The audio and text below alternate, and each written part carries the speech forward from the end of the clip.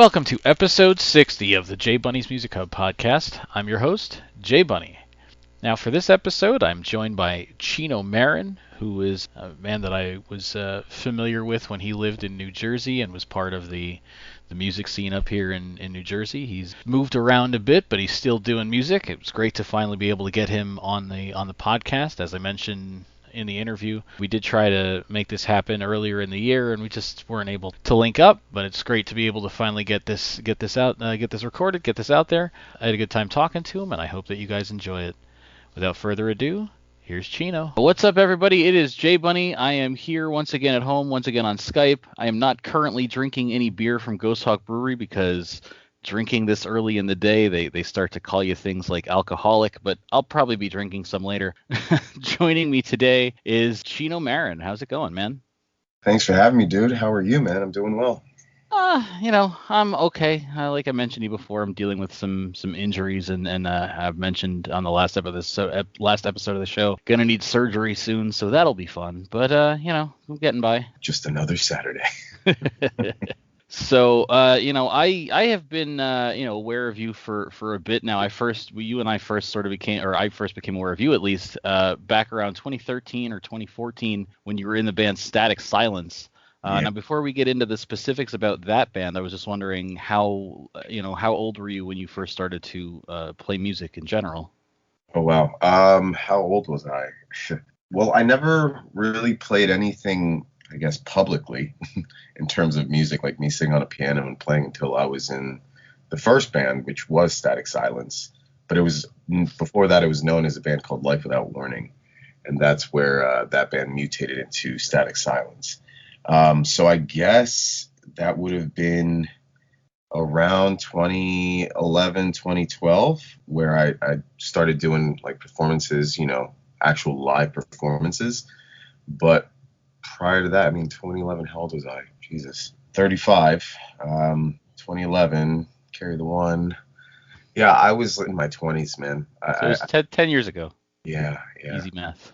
I think 5, dude. It's wild. So, yeah, 25 years old. But even before that, in high school, I was doing theater. So I guess those were my first performances, but I don't really consider that the same. So that was 2001, my first performance on a stage that I did, like the fall musical, or the spring musical, I should say. Okay, alrighty. And so then you said that Statik Silence, although it started under another name, was your first band. How did that band come together? I attended for less than a year a place known as County College of Morris. Okay. And at that place, I met this guy named Andrew Roloff, who to this day is a dear friend of mine. And he was in a band at that time with 2 other guys, and they were looking for a singer. They had asked me if I knew of anyone, and I did. I actually recommended them to a friend of mine who it just didn't work out with. And then they, had asked me again, did I know anyone else? And I said, well, I do a little bit of singing. But again, mind you, at that point, I'd never done anything like that. It was only theater. So I was like, yeah, I do a little bit of singing, we could give it a go. And then that's where it kind of started. And yeah, since then, I was with him pretty much through all of the music that I was a part of. He was a part of up until Lonewolf. Okay. And ultimately, obviously, there's been a couple of bands, Statik Silence eventually broke up. What happened with that? Well, a lot of things happened with that. Life. At that time, I was so hungry to get out there and, make it, as they say. And as we evolved very quickly. We used to jam out in basements and write together and do all this sort of thing. And then things got serious very fast in terms of like the business side of music, which is something that most don't really like to talk about. And it's kind of those awkward conversations to have, who gets money for this and who gets money for that, and who wrote this, who wrote that.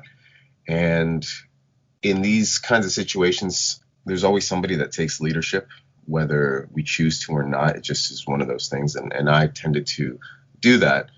And I wasn't necessarily in the right state of mind to do so, being that I just, I expected everybody to do the same that I was doing without really considering where everybody was. And I think I personally, looking back at things, I was a big cause as to why we broke up, essentially, because my attitude, my way of approaching things wasn't the best, and I may have pushed people away.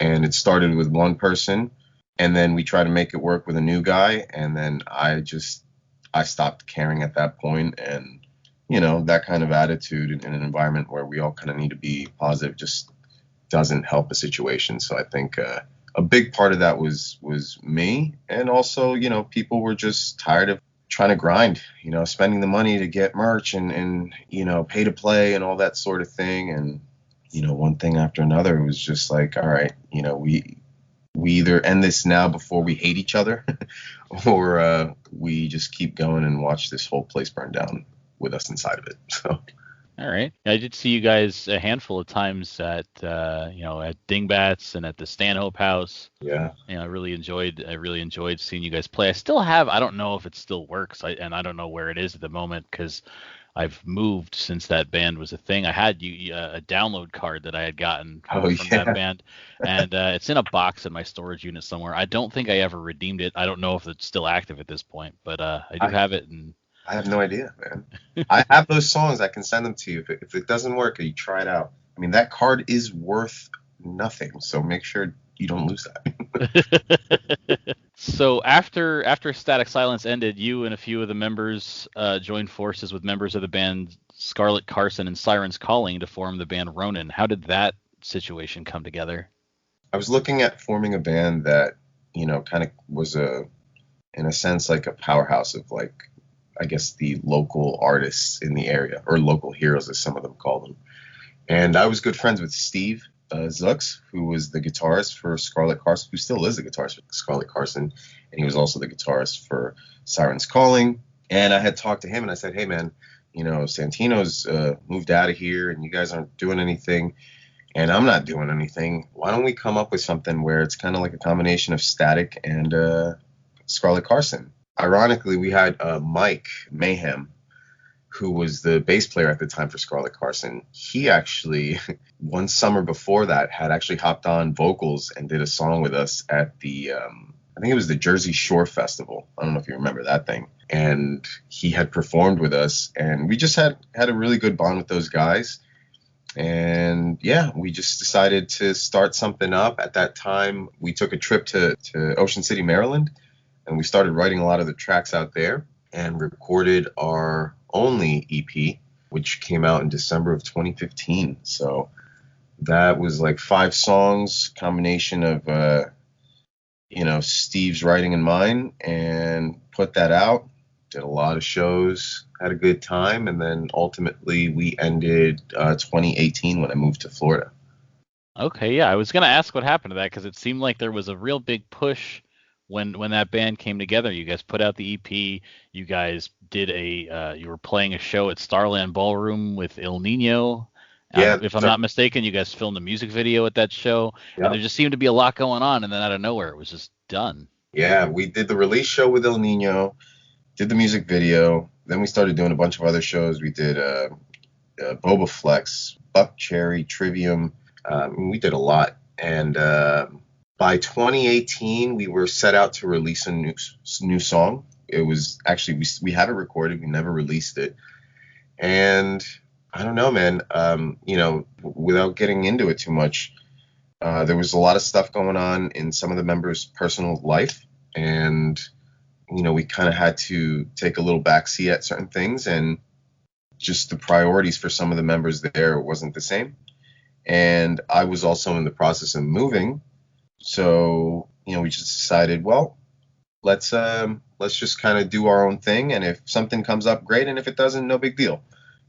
That wasn't the same case as what Statik was, where Statik, we were really pushing to, get all this stuff going. We had Clint Lowry produce our EP, and, we were doing shows with Seven Dust. We were doing shows with 3 Years Hollow, and, a bunch of other bands. And whereas Ronin was more so, let's just play, let's have fun, and let's put stuff out that people enjoy and just kind of see where it goes. But it never really had that same drive as what Statik had, if that makes any sense. Yeah, yeah, sure, I understand.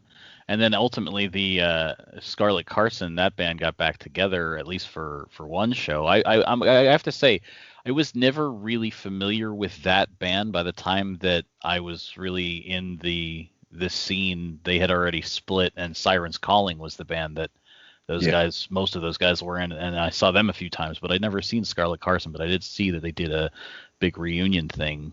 Yeah, I mean they were heavy hitters down south for sure. They would rent out Starland Ballroom, and I mean, what local band would rent out Starland Ballroom? Right, right, right. But they brought freaking people in there, and they just put on a hell of a show. They're all great musicians and performers as well, because it's you can have a really good guy up on stage who knows how to play technicality and all that sort of thing, but he may suck at presence. Whereas these guys, each one of them, man, they always demanded your attention. So great dudes. Yeah, definitely. And so you said that the band ended because you moved to Florida. I do remember seeing that you were, because we're Facebook friends, and Yeah. so I do remember seeing that you were in Florida. What inspired that relocation? Well, it wasn't more inspiration. It was just money. Oh, oh, So for work, what I do is film. So I do music videos. I do, done a few documentaries. I edit. So that sort of thing, anything film production. And there was a good opportunity for me to do some film stuff. That same year I was getting married. So it was just one of those things where I was like, I'm gonna do me.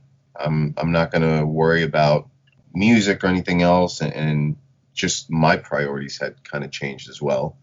And just took a chance and moved down to good old Florida. now, in addition to the bands we've already talked about, I've seen that you've also put out music under your own name and now under the Lonewolf banner. Can you explain how you determine whether a song is a Chino song or a Lone Wolf song? Well, for the longest time, I said, you know what, like I'm gonna always put out music. If I've tried to ignore the music inside of me for far too long, and it drives me crazy, to be honest. It's one of those things where I find myself pretending I don't need to write or sit down in front of a piano. So I just have to. It's kind of therapeutic for me. As far as the Chino Marin or Lone Wolf choosing what goes to what, most of the stuff that I wrote under Chino Marin was at a time where I was dealing with some heavy depression. So that was one of those things where Lone Wolf wasn't born at that time. Like the Lone Wolf name didn't exist. It was just me putting out stuff because I needed to, rather than because, oh, check out my music, guys.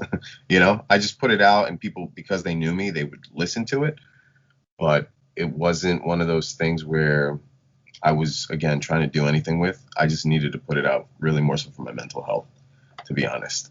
Lone Wolf came about because of me telling my wife one day. I said, I'm done with music. I don't think I'll ever meet guys as good as the guys that I've met in the past. And, I was always afraid to do it on my own.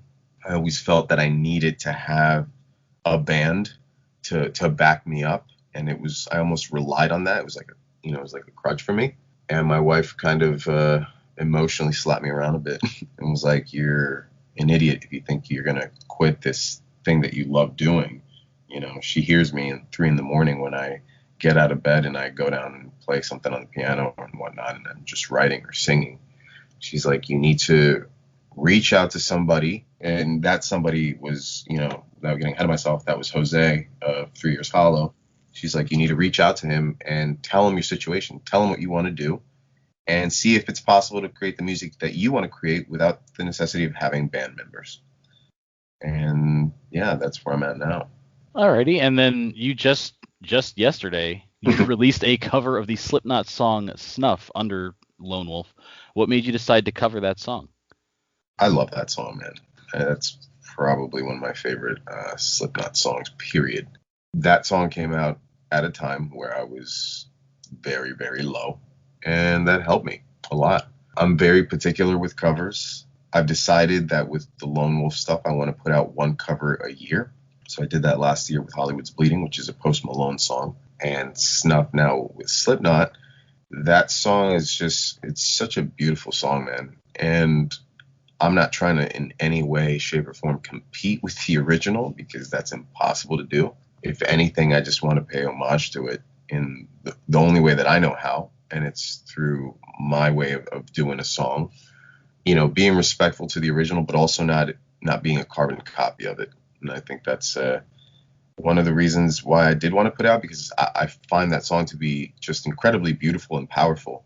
And it always has me going down the rabbit hole on YouTube of like searching covers and just seeing what people do with them, because I love hearing other people's renditions of a song. And honestly, man, I looked at so many different covers of that song and nobody did really anything different with it. Like everybody just pretty much stayed in the safe zone of like, okay, we have the guitar, it's in the same key, and that's about it. And I just felt like I love this song and I hear it in a different way. Let me try to do that, but also have those little bits of familiarity for people that know the original. And also for somebody who's never heard the original, you know, they listen to this and they really like it because it can stand on its own, if that makes sense. Oh, absolutely. Now, you had mentioned Jose from 3 Years Hollow. I had him on the podcast back in 2019, and you came up actually in our conversation on that episode. Yeah. I was just wondering how your relationship with him came about. I met him when he started touring with Seven Dust. We did a little stunt with them as well, and I think it was the first show we ever did with them was at Dingbats. And it's funny because I introduced myself to him. I was very inspired by him, to be honest. The way that their band came about, and I just loved how he was as a front man, and I thought his voice was super powerful. And at that time, I had this thing where I was like, real vocalists, people that don't use backing tracks and all that, I was like very against it because I had been let down by, I won't mention names, but a band that I followed for a long time, a very well-known band that we got to open up for, and half of the performance was just not even him singing. But anyways, yeah, it was just super cool to see a dude who had a powerful voice and be able to do it, live and not BS it and not give people basically a fake performance. And I introduced myself to him. He actually was at that time, I was like, this dude's kind of an asshole. Like, he didn't say anything back, and he was just like very like abrupt and just left. Later to find out that he has like super high anxiety when he's in those kinds of situations. So he means no disrespect at all, but it's just how he feels, and he's like, he has to get out of the room. I learned more about that, obviously, because, we ended up becoming Facebook friends, and I would always see that, he was doing recordings, and he was always asking, hey, if you want to book a track or whatever, at the Attic Recording Studios. And I'm like, well, shit, I live in Florida. He's out in Illinois. Okay. Well, that's different. I'm so used to recording in the same state that I live in. I would record at Architect Studios when we were in Jersey. It's just easy because you can just drive there at any time, right? So I'm like, you know what? F that, man. My wife had given me that little pep talk. And after that little pep talk, I reached out to him and I was like, hey, dude, so I have a lot of stuff. I have a lot of things to say. I have a lot of anger. I have a lot of emotions that I got to deal with. And I'm going to put it out in song. Here's the thing. I don't have a band. And this is the kind of music that, like, it's aggressive. It's also emotional. Can you help me out? Do you know of anybody that I can hire to, like, play? And he's like, I got you. And that's how he introduced me to Justin Taylor, the singer of Allborn, who is now my producer. He not only is my producer, he actually plays virtually every instrument that you hear on these songs. He's insane. I don't understand how somebody can be so damn talented. Sitting in a room with him, I feel like I have zero to offer when it just comes to that. The guy's insane. But yeah, he introduced me to him, and it's been a great relationship. He was actually in the Hollywood's Bleeding music video. He's the guy that's playing the drums, and he's also playing the guitar. And he's also featured on the song, so he does the second verse. Okay. You mentioned Architect Studios. That's I don't know that they so much use that as a venue anymore, but there was a period of time where, that was the music school and a recording studio, and then they did concerts there. I think the only thing I've seen them do as of late is like performances for their students, and then sometimes some private events. But back when they used to run it as a music venue as well, that's the first place that's where I got introduced to 3 Years Hollow. Was they were opening for Empire. Yeah. We were on that show too, believe it or not. Yeah, that's I know why they don't do it anymore, but yeah, it's a shame that place doesn't actually do those kinds of shows anymore. It was a great venue for that sort of thing. We used to do a lot of acoustic stuff there too. That's the thing. I only ever saw 2 shows there. It was that Empire show, and then the band Hurt did an acoustic tour, and they played there. And they were like not advertised. It was funny because like they were doing this acoustic tour and they were only just putting up Facebook events and not really promoting them at all. And then they explained when we were there, like, yeah, we didn't want to promote them too much because we're playing these really small places and we didn't want to like have too many people show up or anything. And so those are the only 2 times I'd ever been there, was to see Empire and to see Hurt acoustic, and they were both awesome shows. Yeah. Empire was great, man. That band was so good. God, actually recently had Donald Carpenter on the podcast as well with his band. What's he doing? He's in a new band called Blitzkrieg with the instrumental members of the original lineup of Days of the New and Tantric. Oh shit. And they just put out an album earlier this year, and so I had him on to talk about that and talk about all of the Empire and Submersed and all of his all of his stuff. It was good to get him on. Still like to get their drummer Ryan on the show. He's like a friend of a friend, so like it's just and I almost had him on once because he was touring with he's Mark Tremonti's drummer, and they played a show up in Poughkeepsie, and we just couldn't link up that day to make it happen. So one of these days. Yeah. So Jose has those Instamix live events, and I know that you've been involved in some of those as well, right? Yeah. I've done some of them. I've also filmed some of them. Those things are a lot of fun because now you get onto the other side of the music, which is something that I always wanted to do. The writing process, I absolutely love it. I love collaborating, and these events are a ton of fun when you get to sit in a room. Dude, I never in my life thought I'd be sitting in a room with band members of 3 Days Grace or Breaking Benjamin writing a song together. Like that blows my mind. Like I remember listening to 3 Days Grace in high school and Breaking Benjamin in high school and being that kid with the hoodie up and the headphones over your head, just listening to this music and being inspired by it. And now I'm in a room with these guys writing. It's pretty surreal. Yeah, so that whole concept is really interesting. Being in Jersey, like I don't, I know that usually people come out to do it, and I'm not a musician myself. I tried to have a band in high school with a friend of mine, and it didn't really, kind of blew up before it began, and then we had kids, and that was sort of the end of all that. But it just seems like a pretty awesome concept. Yeah, it's cool. I mean, especially with the times now, where everything has kind of shifted, and you don't have as many opportunities to do like live shows and things like that. It was a great way for people to stay busy, relevant, and just be able to have that kind of interaction with their fans. So it's a very cool concept for sure. And that actually brings me into another question that I had for you, which, I mean, things are seeming to start to calm down now with vaccines out there and stuff, and especially out in the Midwest, they kind of never stopped having shows, it seems. But it seems like things are starting to pick back up. I actually went to my first show in a year, like a week or two ago. It was just a small acoustic thing, but it was still something.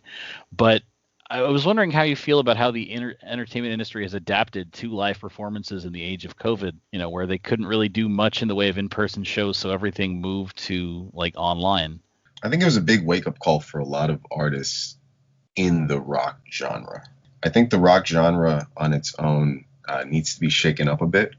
And I don't mean in terms of like the music. I don't mean like, we got to do this because this is a new thing. No, like I'm talking more so like the rock genre fails in a lot of parts because they don't take notes from other genres that thrive. Pop music, for instance. I listen to everything, man. I don't just limit myself to just listening to rock, but I do listen to everything. I have my Justin Bieber moments, whatever. Don't judge me. I really do. And I notice that these guys thrive because they do all these experiences online for their fans. They do these experiences where they collaborate with other artists. And, that's rock kind of needs to take they need to take some notes on that sort of thing. And I think it was cool to see some of these bands, start doing some of this stuff live and having these interactions. You have Seven Dust that put out how many shows? Maybe it was like 3 shows, I want to say, where they did full on like live concerts online. Like that's pretty wild. Then you have like Matt from Trivium, the singer, who does like all the stuff on Twitch. He takes advantage of that, and it's cool to see these artists to start doing this more, and then also seeing some of these artists start collaborating with other artists. I think it's forced people to kind of get out of their comfort zone a bit, and it's shaken up the industry for them in terms of, okay, how do we stay connected with the fans? How do we also, make money, because we got to make a living, and also help the people that, not just the artists, but the people that make the artists look as good as they do on stage, right? All the people that are part of the production. How do we help them out in some way? Because you got to think about that too. The whole crew and everybody else that puts out all the hard work, they're suffering tremendously during these times because live shows aren't happening. So let's put an experience where it still requires the manpower to do something and just capitalize on it. So it's interesting to see where it's going to, because I think some of these things are here to stay. Whereas, I don't ever believe that live shows will cease to exist. There's just nothing that beats being in center stage and just watching that from the pit and just being in there and feeling the music literally vibrate in your chest. But yeah, it's kind of wild to see what's happened, where it's going, and kind of excited because there's new opportunities there for guys like myself who are nobodies. Like it's true. Like I started Lonewolf during a pandemic. What? You know what I mean?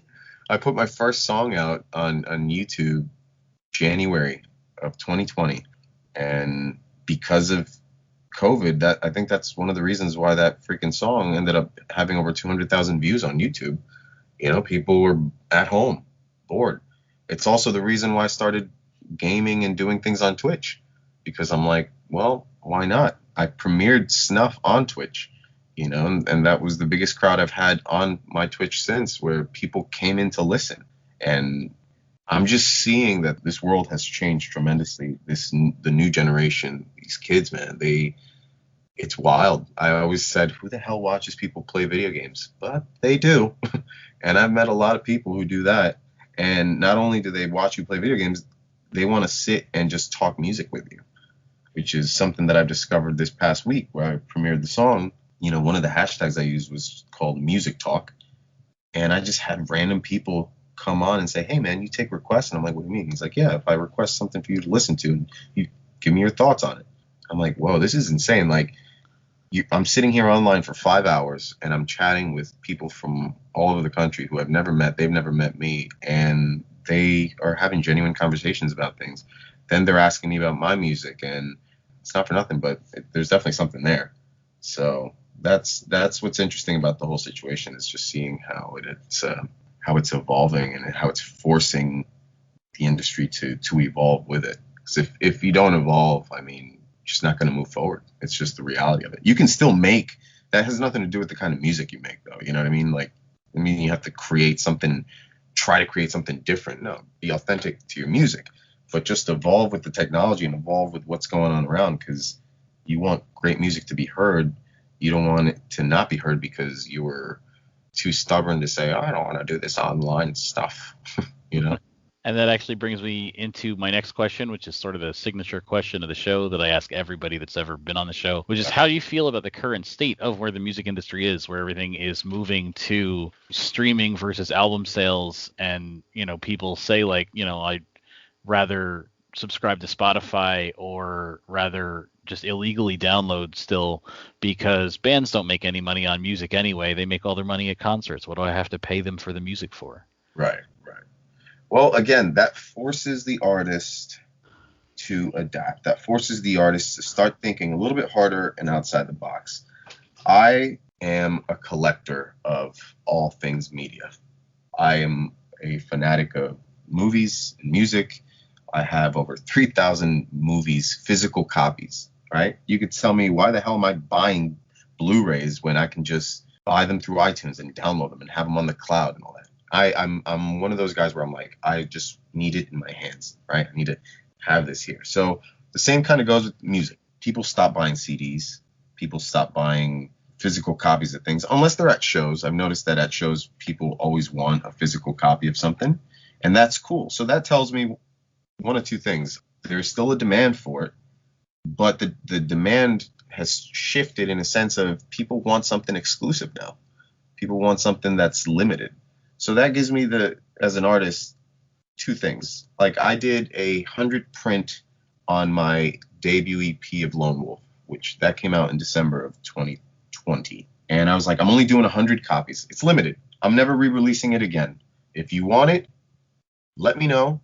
If you don't, it's all good. It's all love. You can still download them. You can still listen to it on Spotify. You can still listen to it on iTunes, whatever.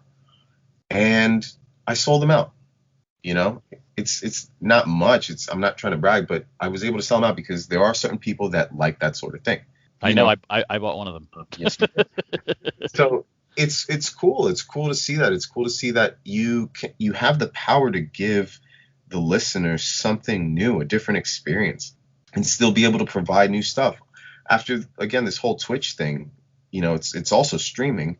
I'm going to stream my entire album before I release it, which comes out, my second EP, Kingdom. That's going to be released December of 2021. And I'm going to go ahead and stream the entire album before its release, a month before. Like, I'm going to do it on Twitch because that's an experience that, you know, is different to somebody having the physical copy, or somebody may not want the physical copy, but they may want to have that moment where they listen to the album from start to finish, where we can then talk about each song and the process of writing each song and doing that. You know, it gives people that want that ability to do so. But then for the ones that don't give a flying fuck, they can just go ahead and download it. They can just go ahead and I'll just wait till it comes out, you know. Yes, do artists not get paid anywhere near as they should with the streaming? Absolutely. It's nice for the guys that have already made it, that are getting their million plus, you know, monthly listeners on Spotify. It sucks for guys like me who, you know, started out with 20 listeners, 30, 50, 70. I'm like at 500 now, a little bit over 500. It's if I showed you my earnings for the music that I've put out this last year, an entire EP plus a single, and then compare that to what I've spent making it, you would tell me, dude, why are you even doing this?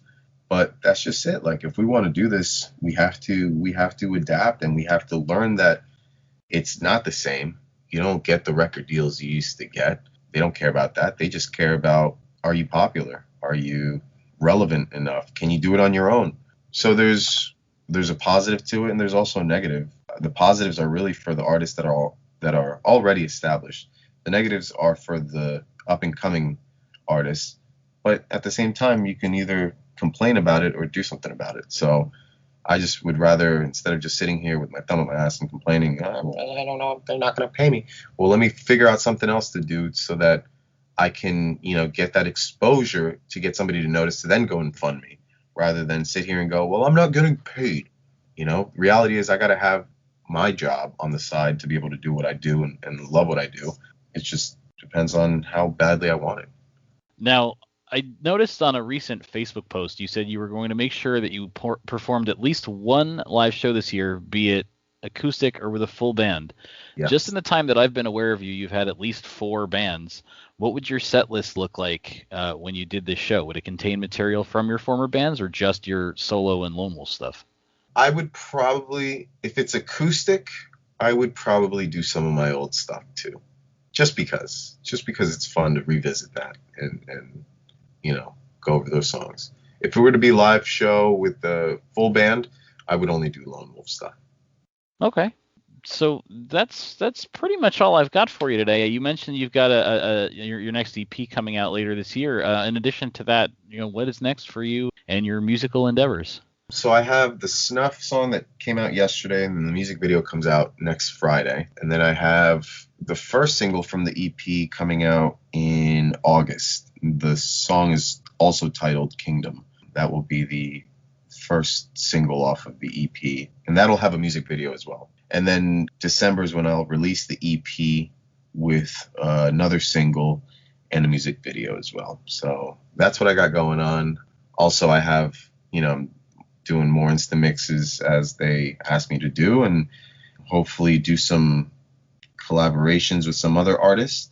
Recently got added to Featured X, which is a pretty dope website where you can basically book an artist to write on a song for you, feature on it, even be on a video with. And it's pretty cool to be part of that roster. I believe that's a company that's actually done by one of the members of Fit for a King. So it's pretty cool to be on there and to be among all these huge names. And then there's little me. So yeah, it's just little things that I'm proud of. But yeah, that's what I got going on for now. Probably doing some music videos for some other artists soon. And that's about it. All right. Well, that sounds awesome. I wanna thank you so much for your time and for being able to make this work. I know we tried earlier this year and it didn't quite work out, so I'm glad we were able to finally get this going. And thank you for your time and thank you for being on the show. Absolutely, man. Thanks for having me, dude. All right, no worries.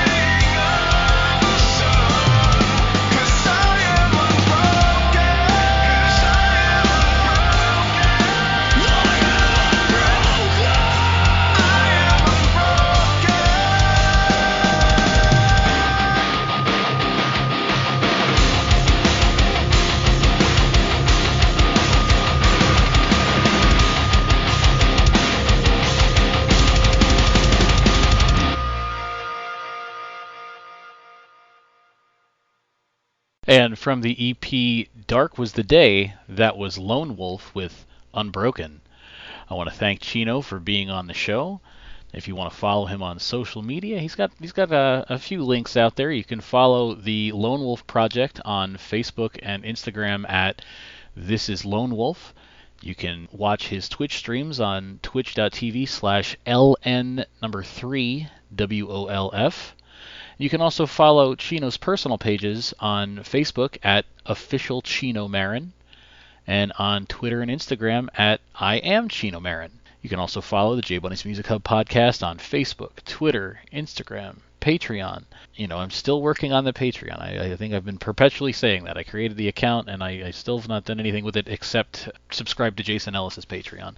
I will get stuff out there for you guys, I promise. Having the issues with my back and the looming surgery is going to complicate things a bit, as I mentioned before, but I will do my best to get that up and running for you. I also got to figure out the tiers and stuff like that. Being that this is episode 60, I did the math. I've averaged about 15 episodes a year, which is just over, like one a month. I was always kind of hoping to have at least 2 a month, so I got to try and get stuff out there more if you guys are going to be paying me for it. Now, also don't forget, if you believe in supporting music like I do by buying it, then don't forget to also follow Industry Embers at Industry Embers on Facebook and Twitter, and either post or tweet your music purchases with the hashtag BuyMusic, B-U-Y, or it's BuyMusic, B-Y-E. Now, as for what is next for the show, I'm not going to let the possibility of surgery get in the way as of yet. I do have another episode scheduled to be recorded this coming Saturday. Hopefully get it out to you guys next week. And it's with somebody, you guys know I never say who it is till it's done, but this is somebody that I've wanted to get on the show forever. It's been somebody that I've been following for, 18 years I've been following his musical endeavors. And I'll give you a little clue. The very first thing that I did in J Bunny's Music Hub before it was a podcast, I did written features where I was a Facebook group. There still is the Facebook group, but I did written features where I would do a little write-up on a band and feature a song. This person that's going to be on the next episode of the show was the front man of the very first band that was ever featured as a hashtag Daily Discovery on J Bunny's Music Hub. So I can't wait to get that interview recorded, get that episode posted. It's been a long time coming, and it should be great. Beyond that, I'm going to send out some emails to see what else I can get. There's also, as you guys heard on the last episode, shows are starting to happen again. The last episode was recorded at a show. I'm going to see if I can't get some more. They have started to announce concerts at least small venues in New Jersey, Dingbats and Stanhope House being two of my favorite places to go. There is one particular show that was recently announced for Dingbats that I'm really hoping I can get an interview at. Again, not going to say it till it's done, but I'm going to be sending that email out for sure, see what else I can get. I'm going to keep this going as best that I can. Now, in the interview with Chino, he mentioned that he recently released a cover of the Slipknot song Snuff, and you can find that anywhere that you download or stream your music. I'm not featuring that in this episode because I want to give everybody a chance to buy it, stream it, etc. in a way that benefits Chino. So instead of including that cover, which again, go find it anywhere, it's damn good, I'm going to leave you guys with the last cover that Chino recorded under the Lone Wolf moniker. This is a cover of Hollywood's Bleeding by Post Malone. Until next time, guys.